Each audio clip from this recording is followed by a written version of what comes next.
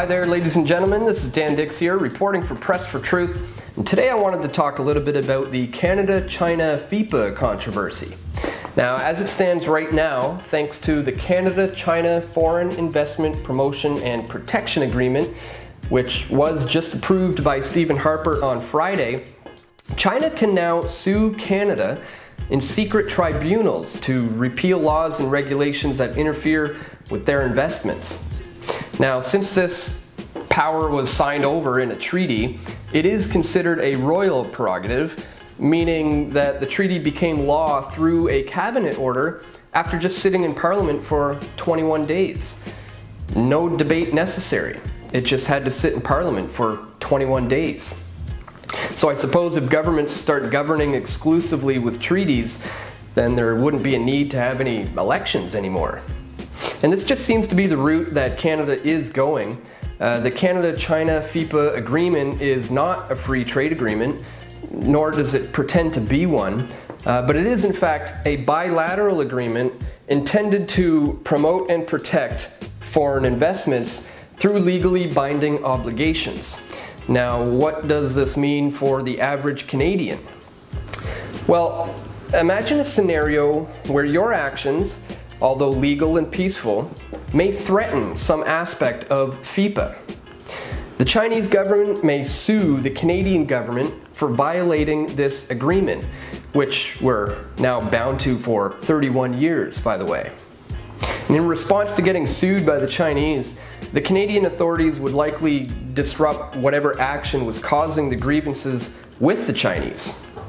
But hey, it's no big deal, right? Just don't annoy the Chinese by doing something counter to the FIPA agreement, which was signed in secret without a debate in Parliament. You know, it's kind of like that I don't have anything to hide, so why don't I let them watch me mantra. Well, in actuality, this agreement further erodes, perhaps beyond the point of no return, the classical liberal foundations that this country was founded on. And it's not too far-fetched or conspiratorial to think that the Chinese may be suing the Canadian government in the near future. In fact, as we here at PFT covered in our film United We Fall, the Canadian government has already paid off corporate mobsters that demand Canadian laws change in order to protect their investments.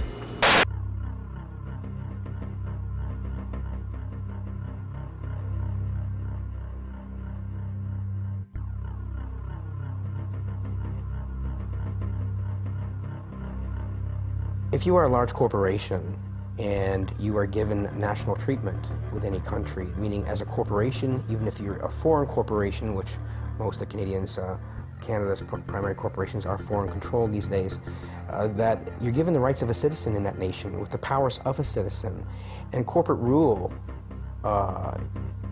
is pretty much free trade. But where it sits right now is that as the corporations have gained the status of citizens, they can challenge our laws. So even if municipalities, federal or provincial bodies establish laws for our country, for the best interest of our country based on our collective will, then the corporations can successfully challenge those laws and sue us for passing laws that infringe upon their investments and their trade. And these are the provisions that allow a corporation to sue a national government if it feels it is not getting the treatment it would be entitled to under NAFTA. The first case against Canada under the investor state provisions was a suit brought by Ethel Corporation from the US that was wanting to market in Canada a gasoline additive called MMT, which is a suspected neurotoxin.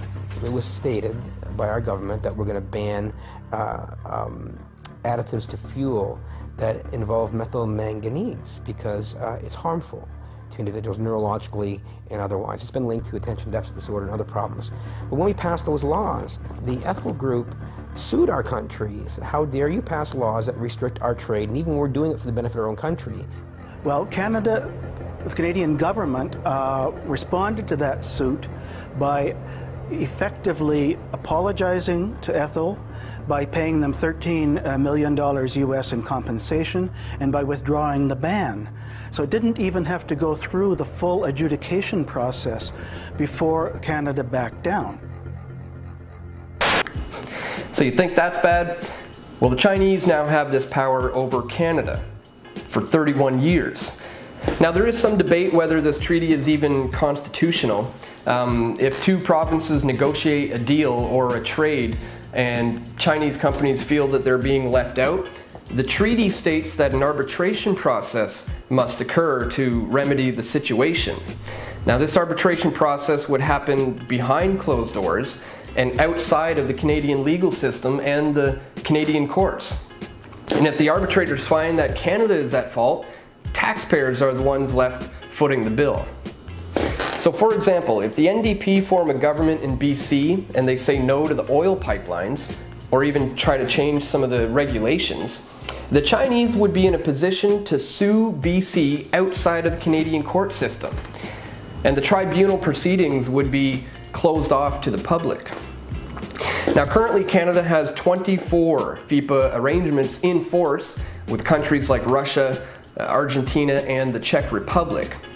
Now, these agreements are once again supposed to promote and protect foreign investments for countries that don't own any major assets in Canada. Now, China, on the other hand, have a lot of assets in Canada. So under this treaty, Canadian taxpayers assume more of the risks than the Chinese, since Chinese investments in Canada outpace our own investments in this country. So the treaty basically says that since the Chinese have all of these investments in this country, well, then they might as well influence the politics surrounding these investments. Now, China certainly benefits from access to the Canadian market, but the treaty does say nothing about Canadians' access to the Chinese markets. And despite economic progress, China is still a very closed country with a tough and corrupt legal framework to get through.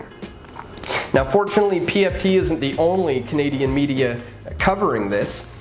Even the opposition parties in the House of Commons are up in arms about this right now.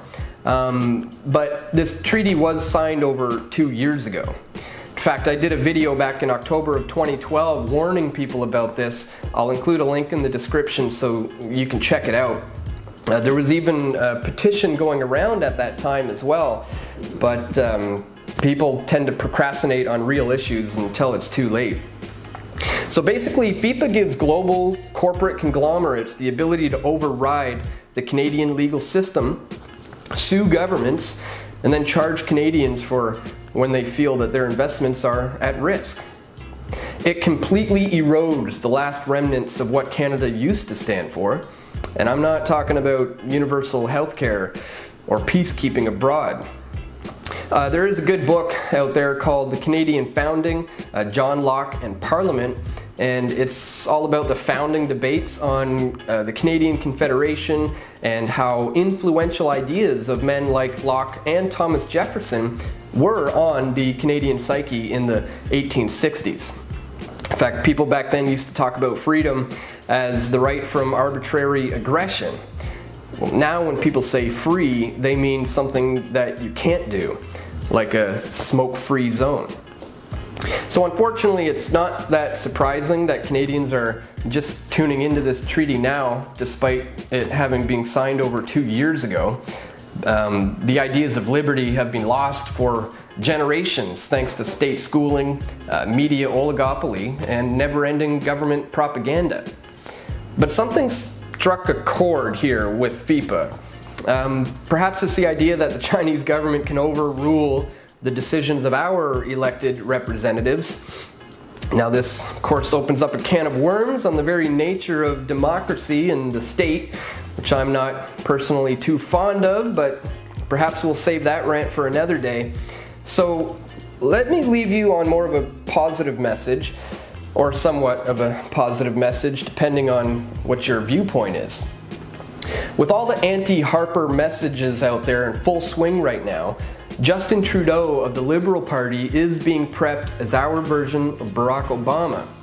But it seems that Justin and the Liberals voted for the FIPA sellout to China. So perhaps this reminder will jolt voters into realizing that there is no difference between the two major parties. They've all been bought and sold, And Justin, mark my words, will further integrate Canada into this global fascist system where corporations and governments have merged to essentially do whatever they want, despite the best interests of the Canadian people. So thanks for tuning in, guys. Be sure to check out the links in the description to where you can find my previous videos on FIPA, as well as to where you can follow us on Facebook, Instagram, and Twitter.